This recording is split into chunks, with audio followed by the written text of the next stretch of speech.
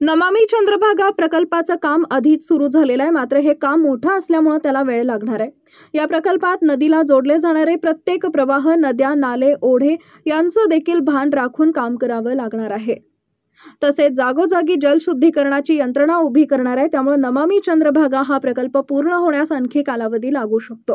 परंतु नमामि चंद्रभागा प्रकल्प सध्या सुद्धा चालूच आहे, अशी माहिती मुख्यमंत्री फडणवीस यांनी पंढरपूर इथं बोलताना दिली आहे। नमामि चंद्रभागा हा मुख्यमंत्री देवेंद्र फडणवीस यांचा ड्रीम प्रोजेक्ट असून त्यांच्या पहिल्या मुख्यमंत्री पदाच्या कालावधीतच या प्रकल्पाची सुरुवात झाली होती। नमामि चंद्रभागेचं काम ऑलरेडी सुरू झालेलं आहे। ते काम काही लगेच पूर्ण होऊ शकत नाही, त्याला वेळ लागणार आहे। कारण एक एक नगरपालिका, एक एक ग्रामपंचायत, एक एक नाला, सगळं जाणारं घाण पाणी हे ट्रॅप करावं लागणार आहे। पण काम आपण सुरू केलं।